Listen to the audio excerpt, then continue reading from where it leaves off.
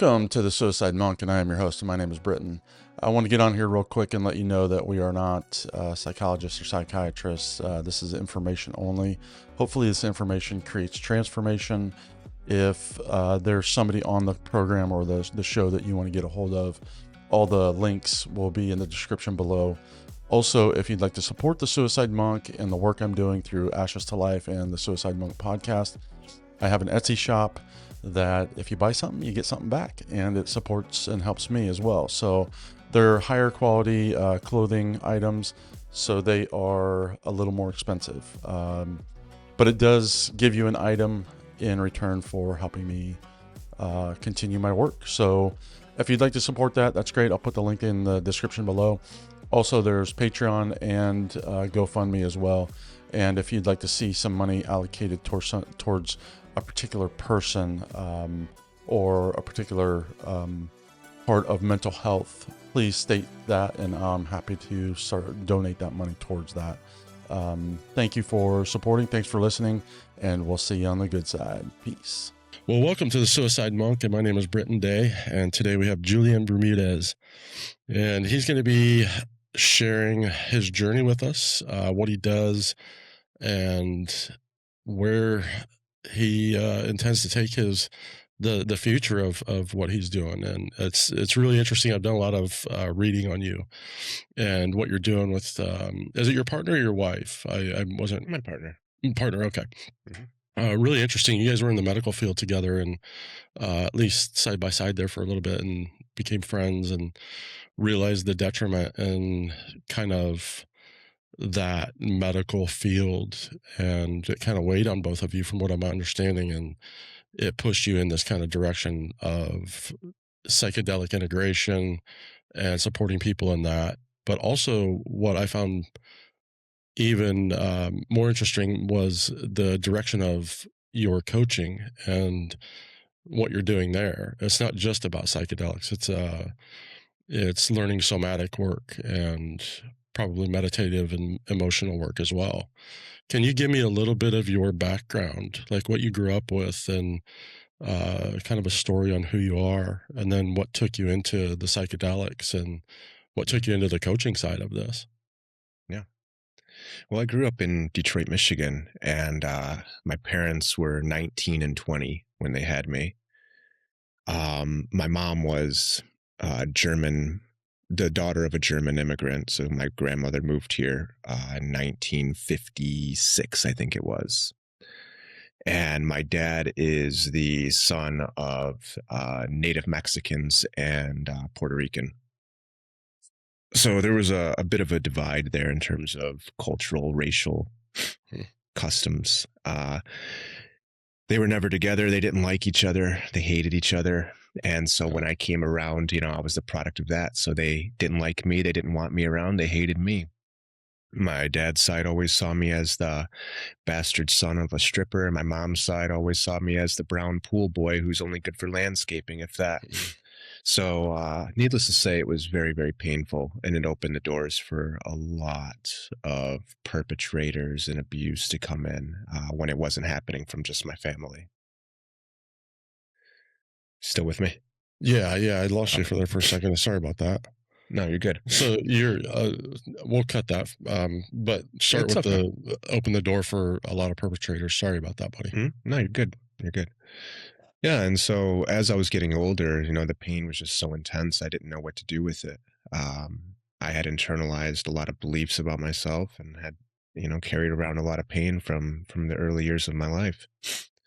And so I got to a point where it was a junction. It was literally, I was either going to die, I was going to end up in jail, both, or, something else that would have been just as bad. And Was I that said, through addiction? Those are usually the three choices that they propose with addiction.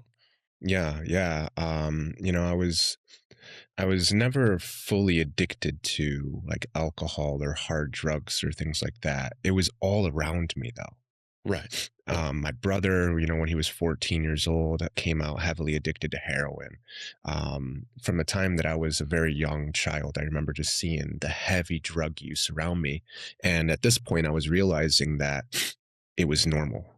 That was the baseline. And I was starting to find things like I was really getting into drinking and I was really getting into painkillers. They were getting very accessible to me. And I was on that slippery slope. And luckily I was, the drugs, the alcohol, the substances never really did it for me.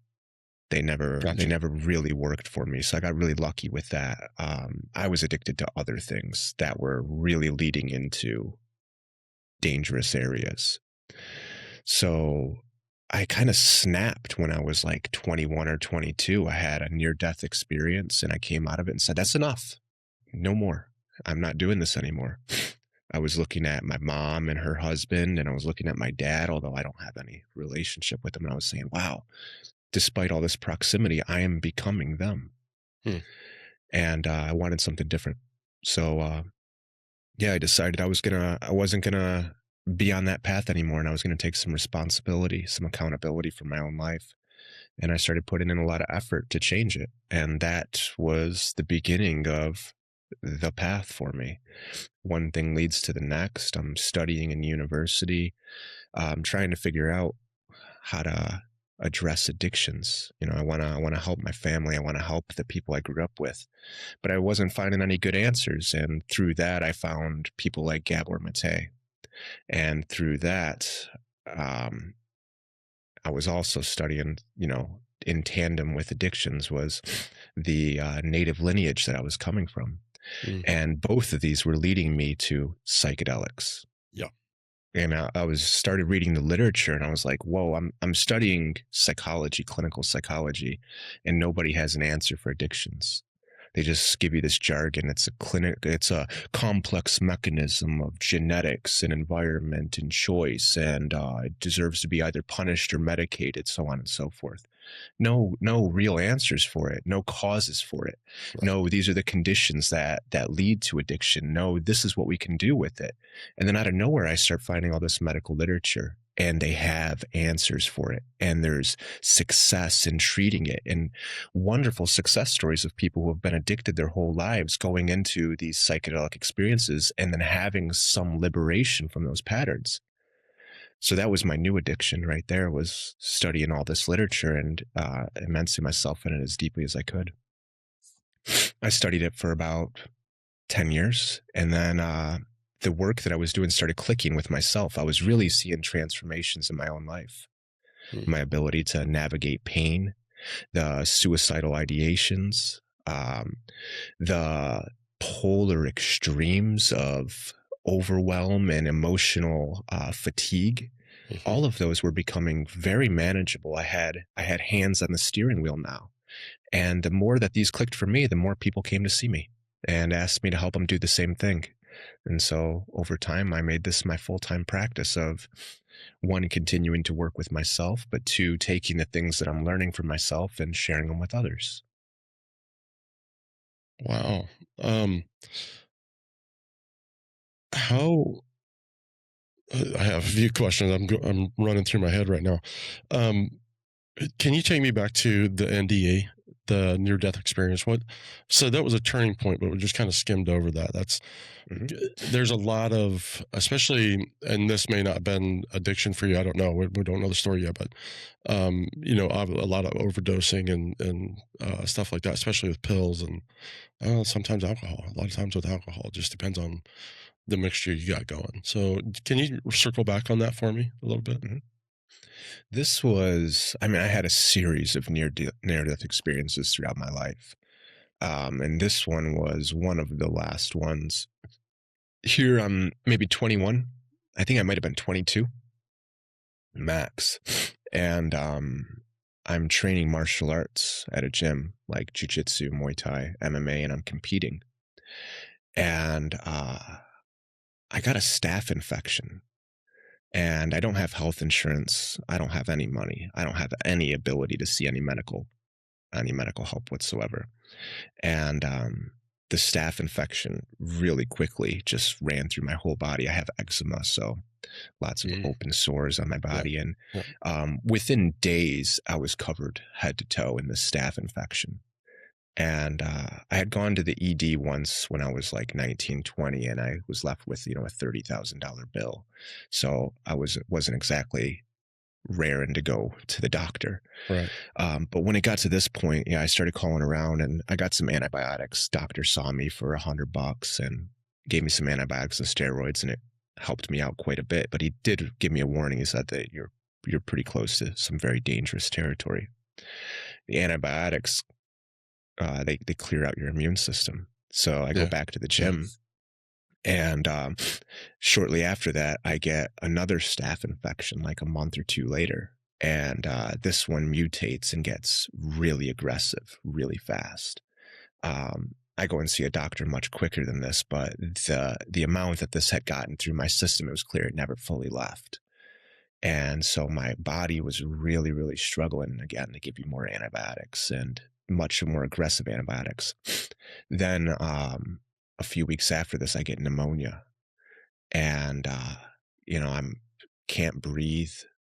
I have all of this going on in my body. I'm drinking a lot, and things like painkillers are just coming through to me. I mean, they're just everywhere.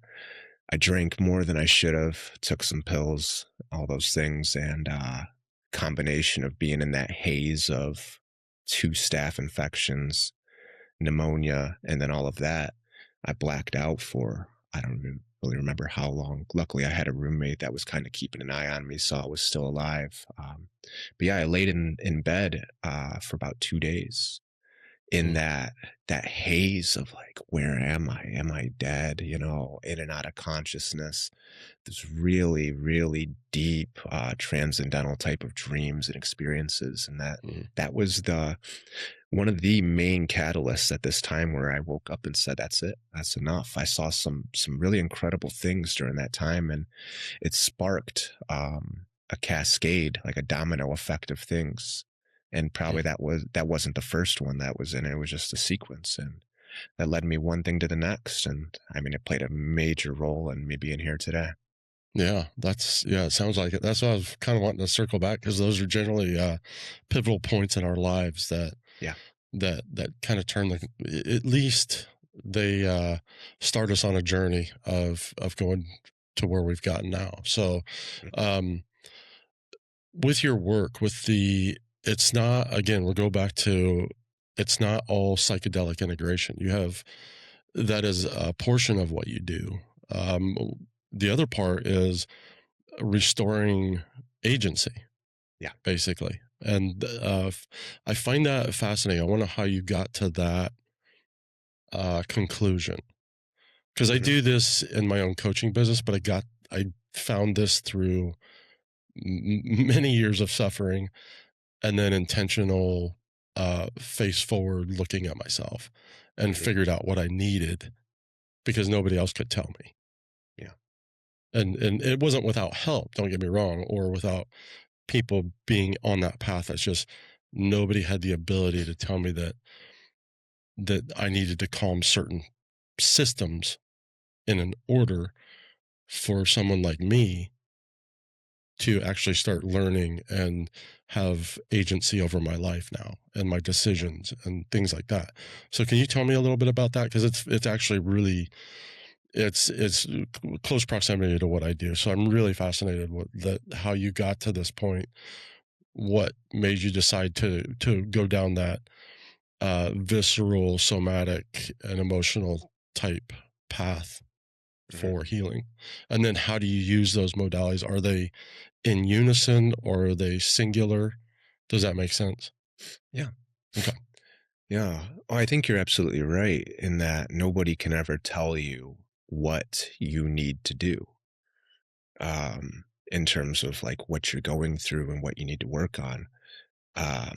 You can have aids in terms of helping you find those things, but the choice is always ultimately ours in terms of what we do. And the wisdom for that comes from inside of us. So what I do is, the vast majority of what I do is inquiry. It's really trying to figure out what are the default patterns that are at play here. Where do these patterns come from? In what conditions did they develop? So in other words, what I'm looking at is how is the pain from the past continuing to show up in the present? Mhm.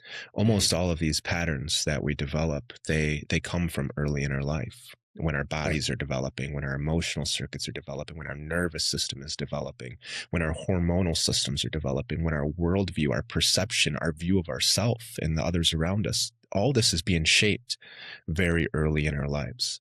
And it's being shaped in proximity or in relationship to our environment. So the ways that we're treated as children become the ways that we treat ourselves later in life. And these are the patterns that I really help people to understand, to see, to learn to recognize and identify when they're coming up in the present, and then to see what our relationship is with those patterns. Do I like it? Do I dislike it? Do I welcome it? Do I hide from it? Do I try to exile it? Do I fight it? What do I do with this? For the most part, we don't like these patterns. We're in conflict with them.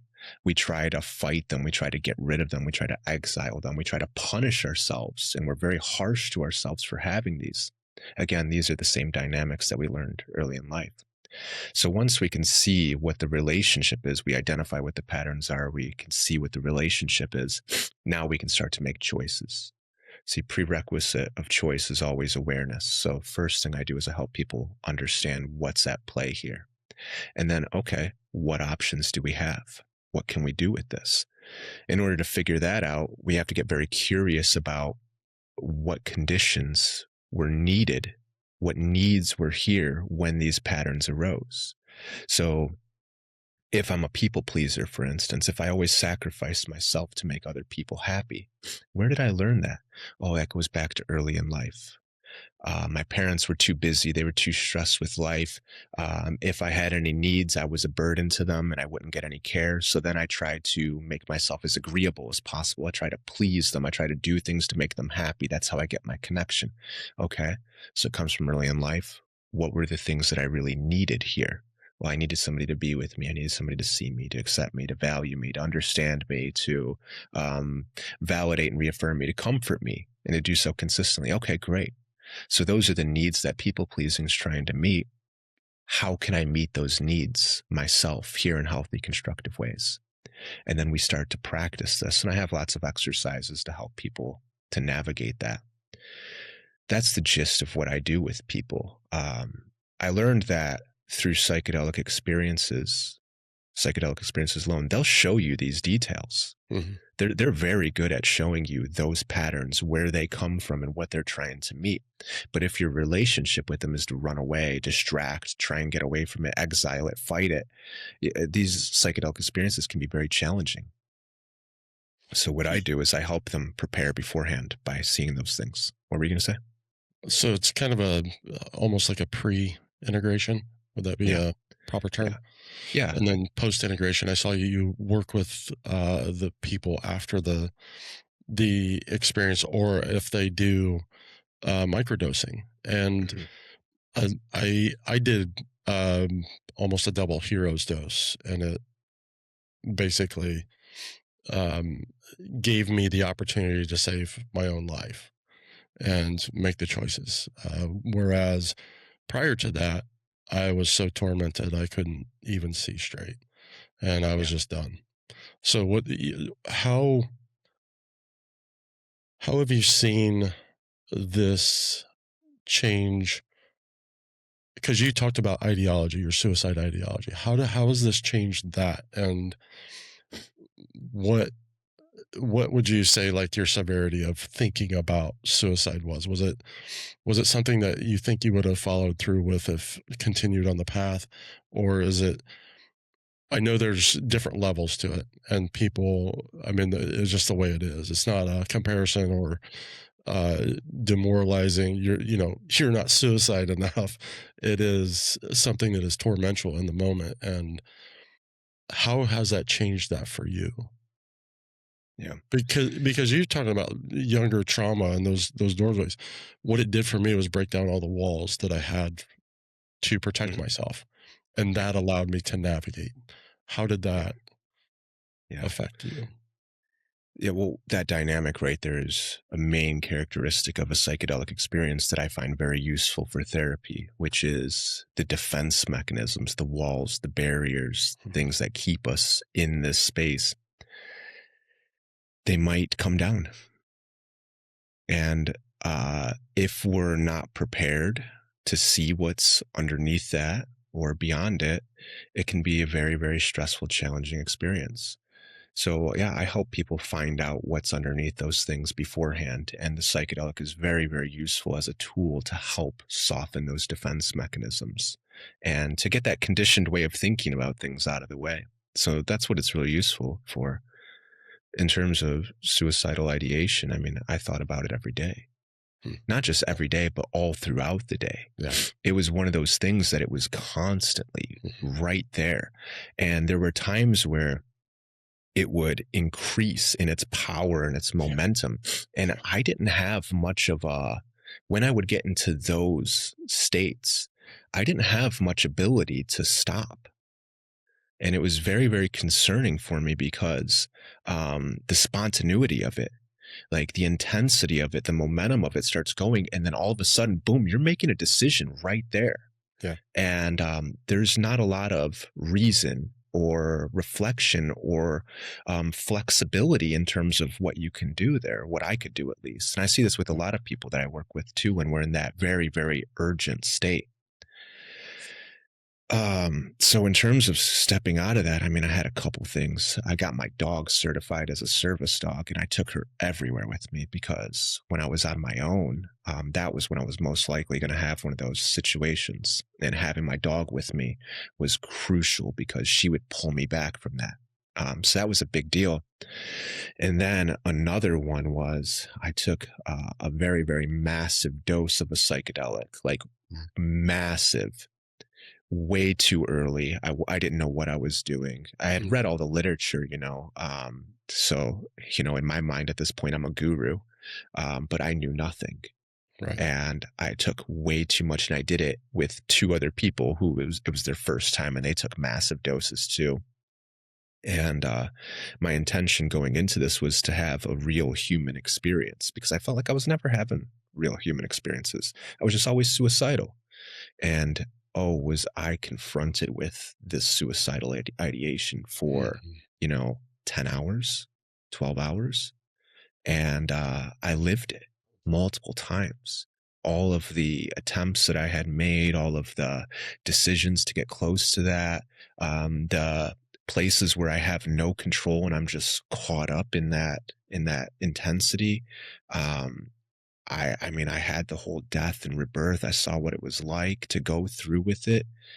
And that was the first time in my life I ever told somebody, hey, I'm suicidal after that. So that wall, that barrier of keeping all of this bottled up and stuffed inside of me and holding on to it on my own, that was the first time it ever came down. And I told people like, whoa, I'm pretty close to this. It was just enough. That experience in itself, I'm not recommending that to anybody. Right. That one almost pushed me over the edge. Yeah. It was very, very dangerous. And that was a major inspiration for me to say, okay, hold on. This was powerful. This had some incredibly therapeutic dynamics to it. I know this. I've studied it.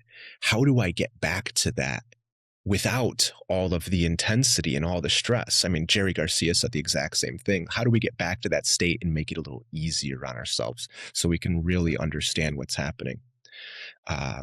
This right here was like a major initiation for me. And that was, I won't say that was the end of the suicidal ideation. That was the start of the end of it. It got way more intense after that experience for me. Yeah, and the dance tends to get a little more intense. Yeah. Things become more beautiful and things become extremely difficult. They can. Yeah. They can, and they don't have to. Right. Like when people work with me, I know these stages very well, and I can help them go through them. When it's just you and me talking, we can get to those exact same spaces through reflection, through inquiry.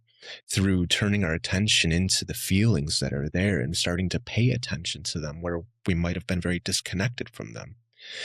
If we can get there on our own before we have any psychedelic experience or through microdosing, and we can take an inventory and we can figure out what are all the pains that are in here.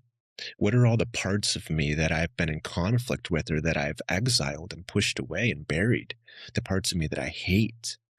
Can I, one, take an inventory of them, and two, start to build a relationship with them? Right. And if I can do that, when I go into a psychedelic experience and they come up, and they will, that's what the psychedelic will do, is it's going to bring them up for you. Well, they're not these big, overwhelming, scary monsters anymore. What they are familiar friends who have been with me since the very beginning. They're very difficult to work with, and I might not have the ability to do that, but I've been cultivating the ability to do that. And then I use the psychedelic as a tool to go and work with those really painful areas. If we do that, then that intensity, the stress, the challenges are greatly reduced. Do you find you have to help people? Because I know mushrooms they're going to take you kind of where you need to go, whether you have intention or not. It's kind of lead you down the path to show you your ego, and you're going to face what it really ultimately wants you to face. How do you? And I've only faced this from one side, and that's a suicidal Hail Mary.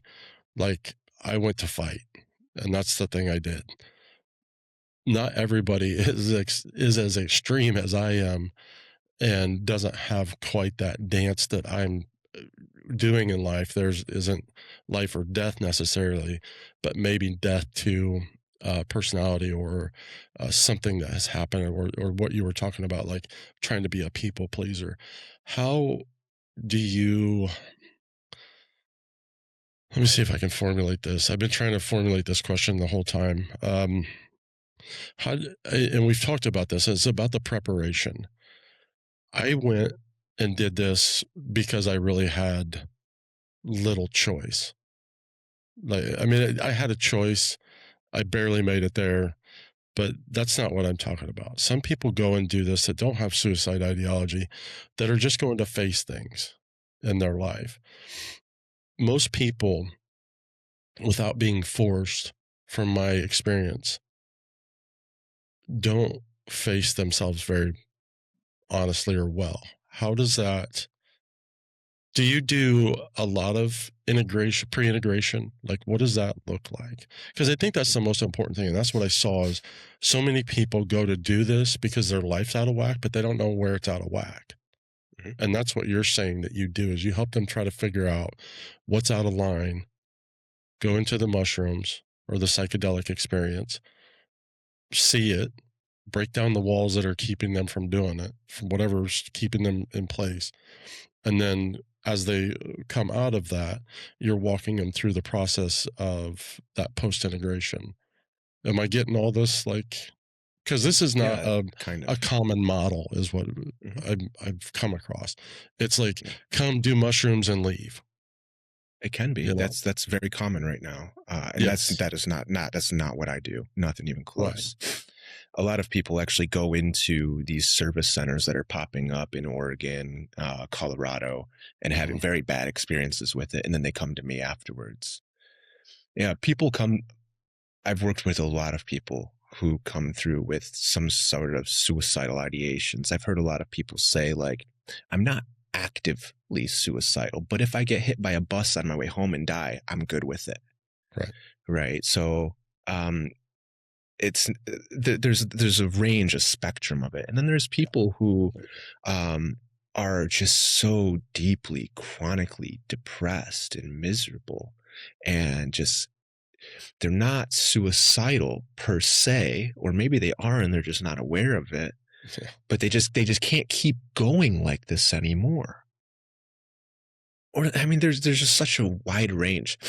I work with people, all the people I work with want to have some agency, some choice in their life. They Right. don't want to live life the way that it is, whatever that is. I'm not comparing and contrasting suffering. They're suffering. They don't want to suffer this way, and they want to make some choices. They want some flexibility in this, some range of motion. And that's what I help people with. Yeah. Um, in terms of how I do it, the majority of what I do, the vast majority of it is I work with people anytime I work with somebody, the minimum I work with them is 6 weeks, the absolute minimum, first time around. In some cases, I'll make exceptions and I'll do 4 weeks, especially if it's somebody that I've worked with before or depending on what we're doing. But for new people, 6 weeks is usually the bare minimum. Sure. And the way I do it right now is they're hour-and-a-half sessions of just therapy. That's it. Just therapy. And in the first 20 minutes of that first session, we're going to get to the thing. I'm going to find it. And with like laser precision. And my goal is to help them see it. Right. And so what I'm doing is I'm just reflecting. I'm asking lots of questions and reflecting what I'm seeing and revoicing it. And through this process of them saying it is we get to a shared understanding of what's happening. Now, there's various defense mechanisms that come up because we're dealing with painful things. And when something's painful, what do you want to do? You want to get away from it. You want to protect yourself from it. So there's defense mechanisms, these patterns that we're talking about, they come Uh-huh. up in lots of ways. The justification, the rationalization, the blame, the denial, all of these things come up. I'm fairly skilled at helping people see those and navigating those. But when I introduce a microdose regimen, those defenses soften so much faster. It makes Yeah. my job so much easier. Yeah. As skilled and as skilled as I am in this, I have limits. I still can't get through everything, but when I'm working with that microdose, I rarely find something that we can't get through. And so people microdose for like 4 weeks, 5 weeks, 6 weeks. 3 days on, 2 days off, 4 days on, 2 days off, 5 days on, 2 days off. And they're doing sessions with me like this while microdosing. Mm. And when we combine those two things right there, the therapy that I do it's intensive. I mean, it's not like it's super intensive, not intense. Like I go straight for the core of Right. this. Right. We're not going to come and just talk about how this last week went and then, oh, it's time to go. Goodbye. And I see 10 people in a day. I only work with, 4 people at a time. So I have capacity to really be with you. And we're going to get straight to the core of what's going on. And we're going to see how this pattern continues to show up in all the various ways. That can be a lot for a lot of people. And then it's experiential. It's what do we do with it? Mm. How can we continue to practice making choices while this is coming up? So it's not like a before and after thing. If I'm doing a retreat, if I'm doing facilitated sessions with people, like the big macro dose, yes, then there's 4 weeks of preparation beforehand minimum, and 2, 3, 4 weeks afterwards. So Yeah. it depends, but the vast majority of it's the microdosing with therapy. Wow. That's awesome. And how do you, I know a lot of people are still, they still have a stigma around psychedelics, Hmm. especially magic mushrooms. They don't really know, even though the educational material is there, Yeah. and they've done it recreationally, they can't see the modality of for healing a lot of times. And that's because most people are afraid of the therapeutic setting. They're uh, they're not sure what's going to happen, and so there's this fear. I'm not afraid of much just because I don't have a lot of self preservation. But even I was still afraid to a certain degree. I was taking 8 grams of mushrooms, and Hmm. I mean, as I did them recreationally as a teenager. Prior to that, so um, how do you talk people through these fears? That's one of the biggest, like the roadblocks that those are one of the biggest roadblocks I've come in contact with is the uncertainty of, well, what I'm going to be high, I'm going to be tripping balls, I'm going to be It's like, no, you're actually not going to feel anything microdosing. Maybe the first time, but just mildly. And then, and then there's this big misconception around there's so much information on microdosing that we don't know if it's 3 days on, 5 days off, 2 weeks on, 2 weeks off. Like, there's so many different people saying different things that I think the most common thing that I understand and is that if you take too many mushrooms for too long of time, they just build up in your system. You build up a tolerance to them, and that's why there's so many days on, so many days off. How do you get people regimented on something like that so they're it's being effective? Yeah. So we got two things here. How do people work through the fear? And how do we work with a regimen? Fear is something that every single person that I've ever worked with has felt coming into this experience, myself included. It wasn't until fairly recently where, there is a great deal of I have to prepare myself for this experience. There's a great deal of bracing. I need a lot of courage to go into this. It's not for the faint of heart, especially in the beginning. So everybody that I've ever worked with is scared coming in. And it's not just the fear of this experience. It's, what do I do with fear in general? Right? Well, now we're talking about, what do I do with my emotions? And for the vast majority of us, we don't know what to do with emotions. We don't know how to recognize them. We don't know how to identify them. We don't know how to accept them. We don't know how to process them. We certainly don't know how to express them, let alone in healthy, constructive ways. And for the vast majority of us, we don't know how to comfort or soothe our emotions. So when fear's here, when I'm scared of something, what do I do? Well, the vast majority of us avoid it. We disconnect from the fear. We stuff it down and we avoid the thing. So in other words, what people are learning to do here is to recognize these emotions and then engage with them and relate with them in very specific ways. So through the preparation that we're doing with people, when we're doing this therapy, like I was saying earlier, we're taking the inventory. We're going straight for the core of what is the painful thing. That's the thing we're afraid of. It's when we're talking about like, oh, what's going to happen during the experience, we almost always have an idea. We're going to see something we don't want to see.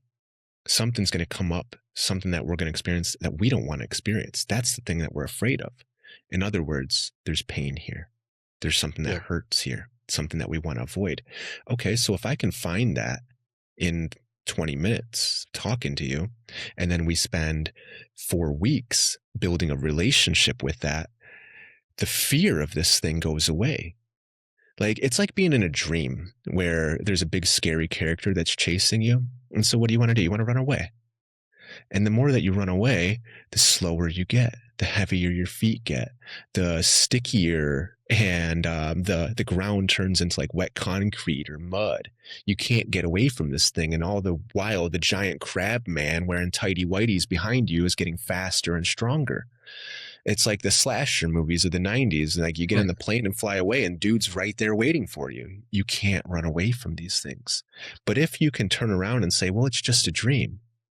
So what do I got to lose? Why don't I face this thing that's chasing me and say, who are you? Where do you come from? What do you want? What do you want from me? Well, when you do that in a dream, the whole dream transforms. So for all the weeks that we're doing therapy, that's what we're doing, is we're intentionally going into that thing that we would have otherwise wanted to avoid, the painful thing, and building a relationship with it.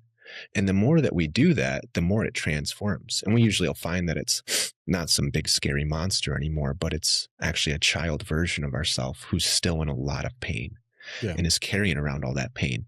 And then rather than avoiding it or being scared of it, oh, come, let me nurture you. You're in so much pain. You're so scared. You're all alone. You don't have to do that anymore. Let me nurture you. And so we practice really comforting and soothing that pain that's inside of us. That's how we work with the fear right there, is we get to know it. We get to understand it. Why is it here? We relate with it. And then we build a relationship with it. We soothe it. And when we can do that, I mean, what's to be afraid of anymore? And I Right. mean, by the time that people come in, when they do facilitations or retreats with me, so there's more at stakes. It's not the microdose. Microdose, there's minimal fear. But Sure, with a sure. facilitation, yeah, when they come in, yeah, there's an anticipation. It's like yeah, it's here. Here we are. But it is not oh, I'm scared of this. It's very, very different. Do you Um, do group or is it all individual? for the most part, I do individual. Okay. Yeah, I work with retreats every once in a while, or I Yeah. have in the past. I haven't done it recently, and I will do it again in the future, but I haven't done it recently. Um, like ceremony style Yeah, yeah. retreats, Yeah. where I'm really working with people on an individual basis, and then the psychedelic experiences through ceremonials type of situation. That's the group that I would do, but Yeah. mostly individual. I So found your the first part, I'm go sorry, ahead. go ahead. No, no. No, no, go ahead. I found the ceremony to be very intimidating, but exactly what I needed with a group of people. Hmm. I don't know if I would have gotten the same. And it's weird because I think about if I didn't go into it with any less anger or rage or any of the stuff, but I don't know that I would have let go the way I did if I wasn't in a group. And that's a weird thing to say for me because I didn't want to do the group.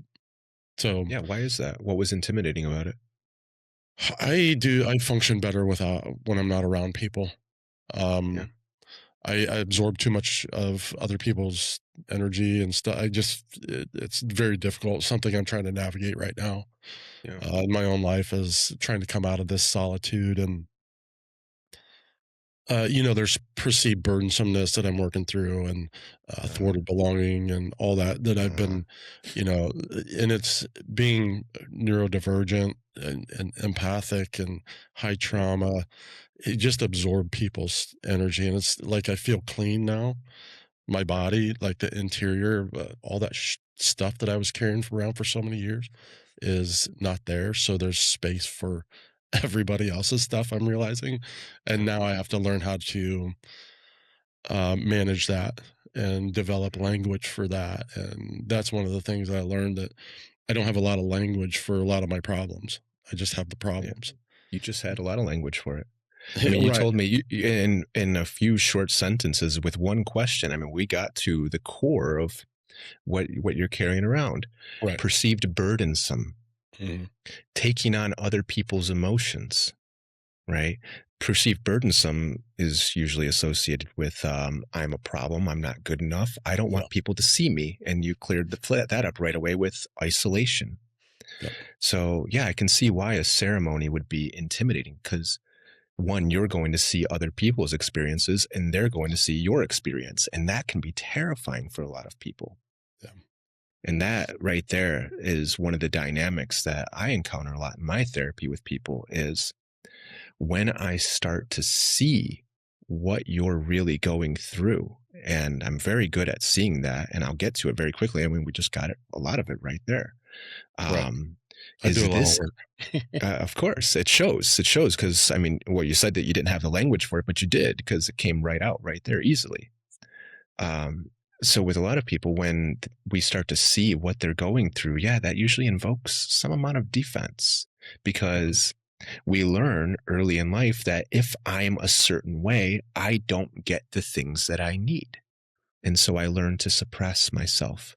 I learn to sacrifice myself to get rid of all of these dynamics of who I am, whether it's an emotion I feel or a boundary that I want or a need that I have. I get rid of all of that in order to maintain attachments. And then when that gets to be too much, well, then I just re- recruise into myself and I Yeah. isolate, and it's easier that way. So, yeah, this is very common. This is what Yep. a lot of people have. And in a ceremony, yeah, when you work with a psychedelic with everybody around you, they're going to see you. And that can be very therapeutic and very, very challenging. It's very exposing. And I saw Yeah. that for everybody that kind of went through the ceremony. Part of it was, but the beautiful thing though about that exposure was it created bonding Hmm. with people that all you did was hear them scream and act a little goofy, but you were just as goofy. So, Yeah. but you felt their energy and their healing and their pain and, um, their joy in some What was that like instances. for you? It was hard. It was really hard Mhm. because the women screaming ran through me like it was the ages. Like, I mean, it just rang through me. Yeah. Um, but and I know where that comes from is because you know, I I had an abusive mom, but I also saw her get beat up a lot.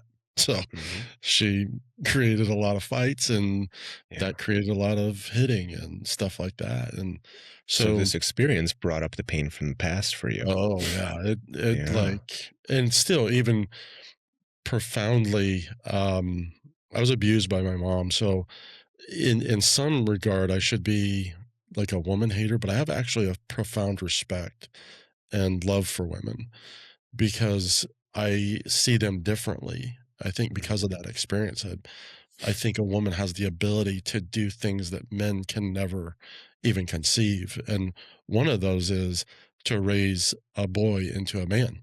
And Sure. because they carry a strength that is unbelievable. And you see this Yeah. every day in a single mom's life. And I'm like, man, and then they do it well.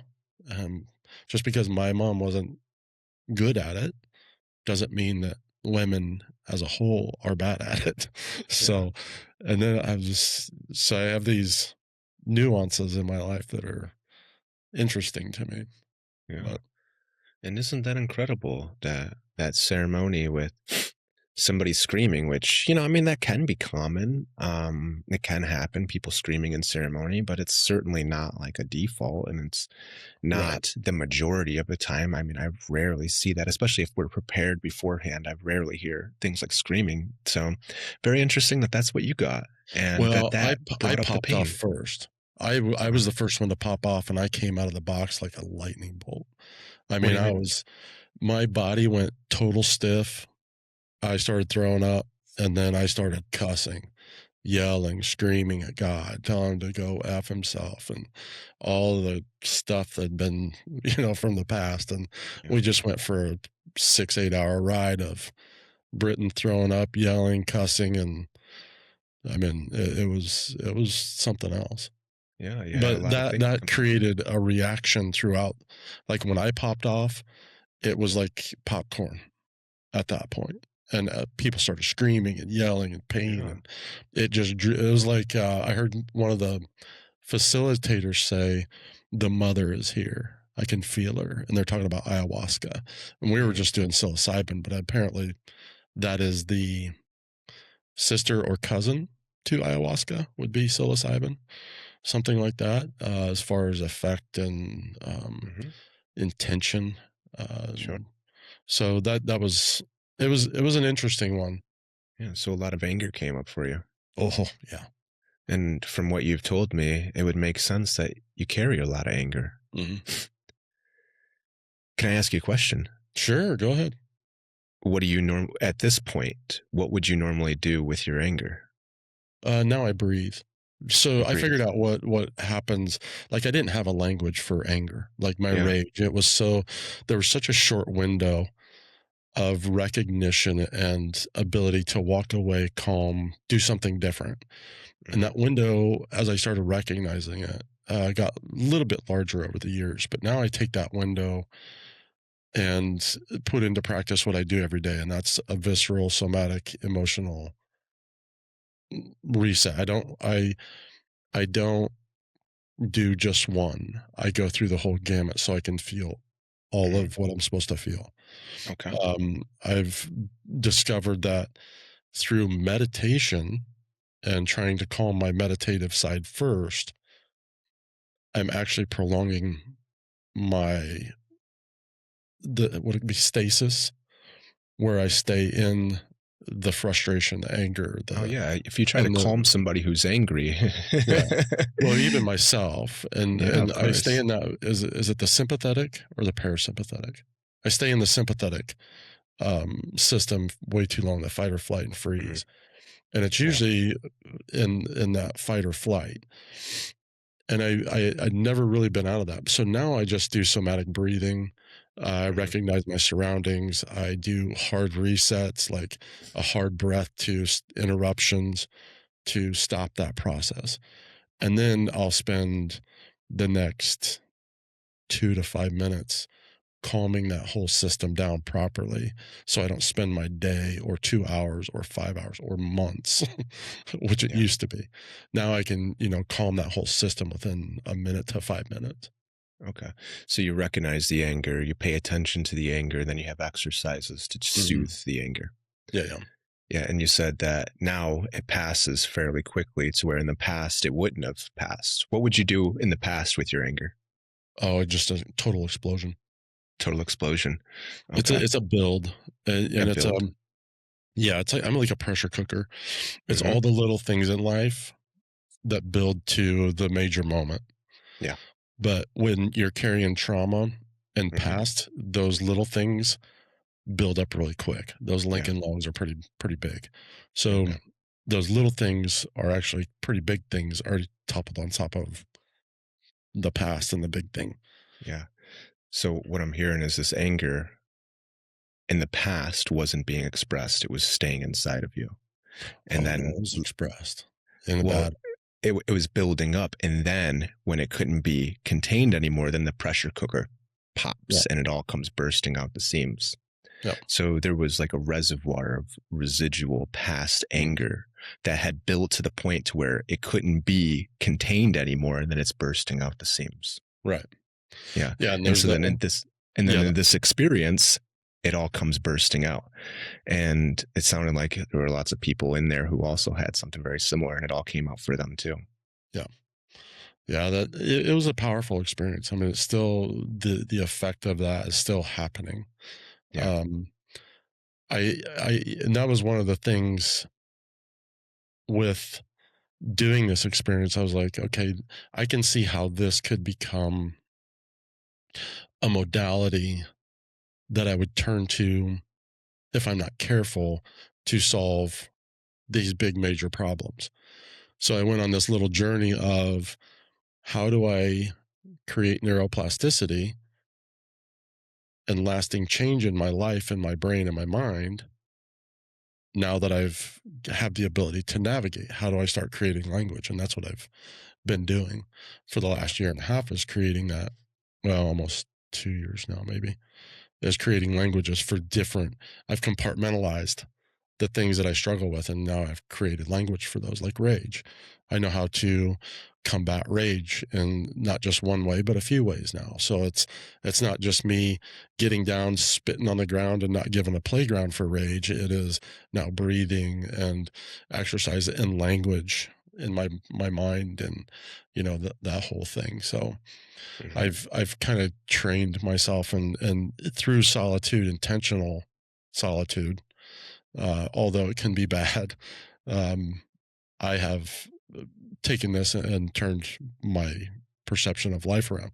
And that's why even now I'm like, I'm getting closer to where I need to enter back into society in a way that I don't feel like such a burden and I don't feel like I don't belong. Because I don't feel Hmm. I don't know that I'll ever feel like I belong. I've never felt like I belong.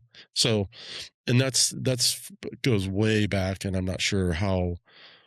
I mean, I know where this at least what it looks like it stems from, but I may never feel like I belong. I don't think the same way as other people a lot of times. So, I Maybe. can have language, can have conversations, but without depth, I lose ground really quick.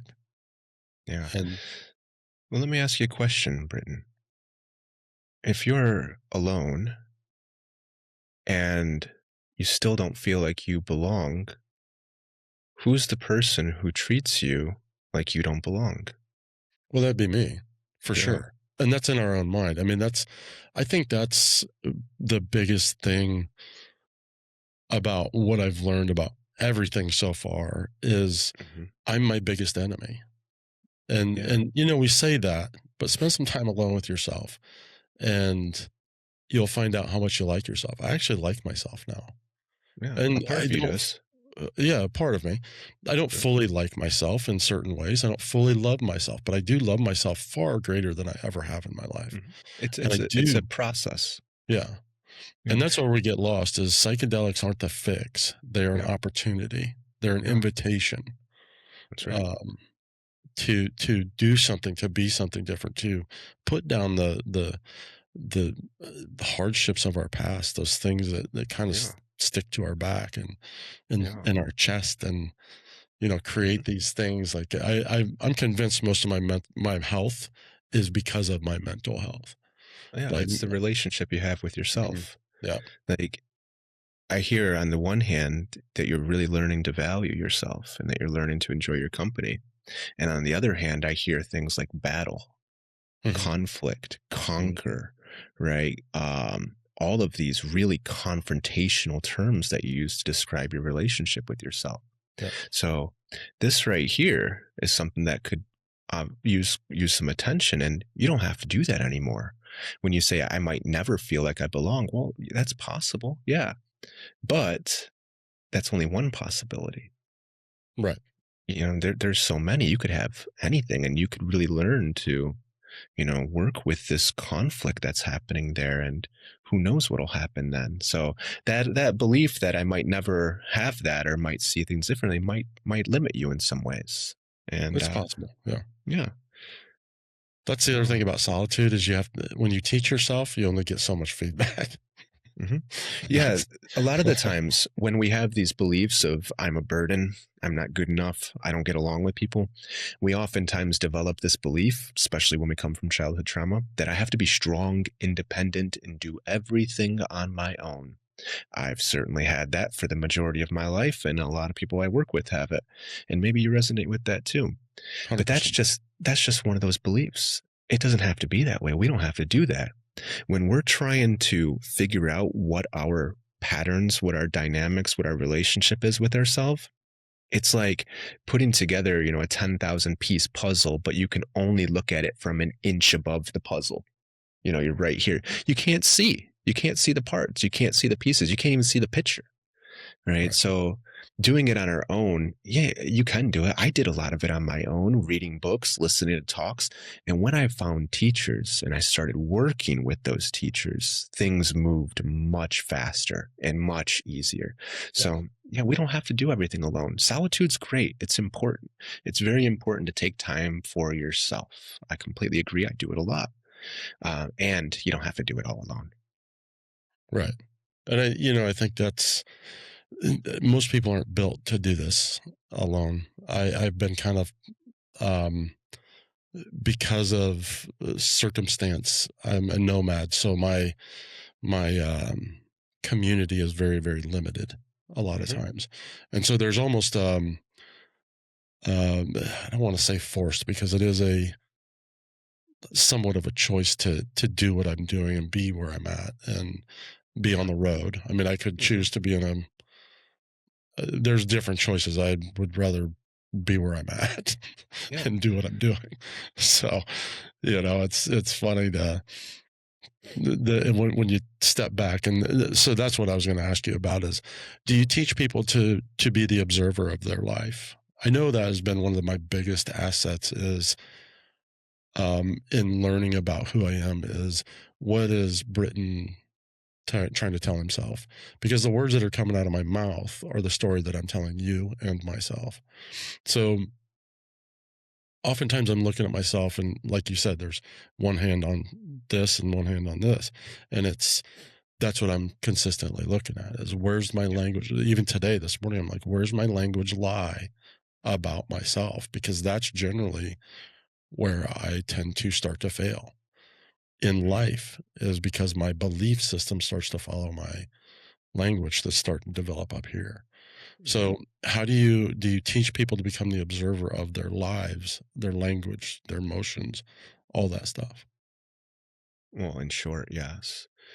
So, as you're pointing out here, there's different parts of you that are stepping up, and that's the voice that's using the language and speaking here. So, that part of you sees yourself and the world around you from that perspective. And that perspective developed at a certain point in your life. So when the part of you comes up, and I'm using generic you here, not just you, Right. Britton, but Right. just general you, because I think a lot of people, the vast majority, I've never met somebody who did not have a belief of unworthiness. So when I say you, I think everybody can relate with this on some level. When you have a belief of unworthiness, I'm not good enough, that developed at a certain point in your life, usually very, very early in your Mhm. life. So this is a part of you that's using language now and using a perspective of a 4-year-old, a 5-year-old. So we want to learn to recognize and identify it or observe that part that's coming up and voicing through me at this minute. And here, this 4 or 5-year-old has both hands on the wheel and I'm in the back seat. We're going to the destination that this 4 or 5-year-old wants to go to. So the practice is learning to recognize these patterns, these perspectives, these beliefs, these behaviors, the things that I do with my emotions, right? All of these types of patterns, we learn to recognize, identify when they're present, and then accept that they're here. Get very curious about why they're here. Where do they come from? What purpose are they trying to serve? What needs are they trying to meet? And then ultimately, we want to learn how to nurture those. We want to figure out, how can I comfort and soothe this part of me that's still carrying around pain, that needs to step up and drive this car as a form of defense? Because if I can meet those needs as the adult in the room, because now, I'm pushing 40 and I got a 4-year-old inside of me that's still wanting to make myself small and agreeable and not be seen, but I need to be seen. And, so I got a conflict here. Can I soothe that part of me that's speaking right now? That's the goal. If we look at it from, just a few basic steps, one is we suffer. Can we recognize and identify that we suffer? Can we find it? Can we figure out what are the causes of that suffering? What role do I play in this? How am I continuing these patterns of suffering? Can I take responsibility for that? Can I say, okay, this pattern keeps coming around regardless of who's in my life. It's been here since the very beginning. I'm the common denominator. I'm playing a role in this. And if I can say that, not blame myself, not shame myself, not prosecute and punish myself for it, but say, okay, I do this. This is my pattern. I'm not happy. I'm not proud of it, but I'm not ashamed of it. This is a dynamic I want to exert some amount of agency in, some amount of choice. Well, if I can do that, I can start making choices to do things differently. Well, that's how I liberate myself from those patterns.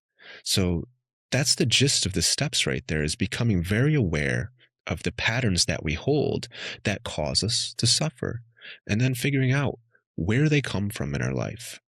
How did they get here? Where did they develop? What needs are they trying to meet? And then, can I do something different? Can I meet those needs in more constructive ways? In other words, can I choose other patterns outside of that suffering? And then we make it a practice. And that's something I work with people on right away, is really building this practice. It's really simple thing. And if we can do that, once a day, a few times a day, even if it's just for a minute or 5 minutes at a time, it makes the world a difference. It really gives us the opportunity to work with those patterns and to make choices. Most times they're just unconscious. We don't even see them and they're just driving the show. But if we can see them and understand them and relate with them, we can make choices. Yeah. Yeah. And I think that's one of the big things for me is I restored my choice. And that's with rage, anger. And that's probably the most predominant thing that has a voice in my life, is that anger, and being able to change the language for that has been very powerful. It's not that I don't walk with anger. It's not that I'm ever going to get rid of it. It's that now it doesn't get to be the predominant factor or decision maker. And Yeah.